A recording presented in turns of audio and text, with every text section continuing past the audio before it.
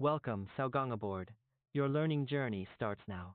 Ever felt like a translation is just right, but something feels missing? Like you're handed a map that shows the destination, but not the roads or the landmarks. That's the puzzle we're cracking today, the hidden gaps in how we translate technical terms. So, what's this cognitive distance thing? Think of it like navigating a concept. In English, take pranaprofen. The profen part might whisper NSAID to a pro, but translate it to pulaluofen? Those characters are mostly just sounds, no clues. Suddenly, the path from symbol to understanding gets way longer. It's not just about word length, it's about how many steps someone needs to take to get the full picture. The object, its category, how it works, why it matters. This distance isn't just a feeling, we can measure it by counting those explanatory layers. And guess what? Our fancy AI models often miss this entirely. Okay, so if meaning equivalence is too simple, what's the upgrade? Enter semantic completeness. It's not just about pointing at the same thing. It's about giving the user the whole toolkit to understand it. Imagine a drug name. It's not just the name, it's the object, its class, how it works, its purpose, even its risks. A perfect example, nonsteroidal anti-inflammatory drug becomes Fei Ziti Kangyan Yao. Sounds good, right? Except Ziti uses a character so rare, most people just see it as a weird label, not a clue to steroids.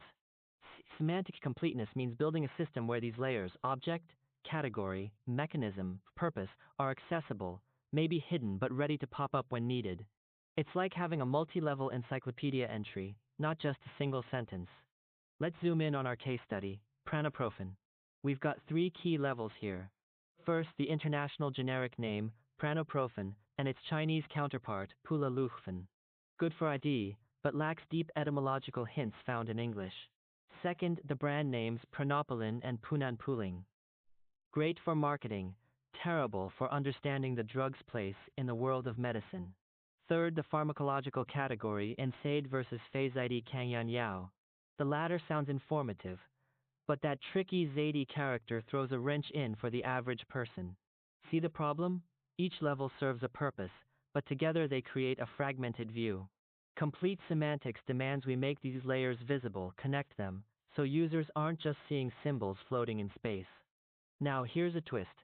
Translating English to Chinese isn't the same as Chinese to English. When we go from English to Chinese, we risk losing those cool etymological breadcrumbs from Greek or Latin roots. We get labels, but the source gets fuzzy. Flip it around, and translating from Chinese to English can flatten unique local concepts, forcing them into existing Western frameworks. Just because a term translates back and forth perfectly, doesn't mean the meaning is truly preserved across both languages. It's like checking if two doors look the same, but ignoring whether the rooms behind them are identical. True semantic integrity requires checking both directions for what's gained and what's lost. So, what's the big takeaway? Translation isn't just swapping words, it's about reconstructing understanding in a new cognitive space. We need to move beyond just meaning equivalence to semantic completeness, ensuring layers of knowledge are accessible, traceable, and expandable. For AI, this means evaluating the process, not just the final output. It's a challenge, especially for technical terms, but crucial for reliable knowledge sharing across languages. Thanks for tuning in.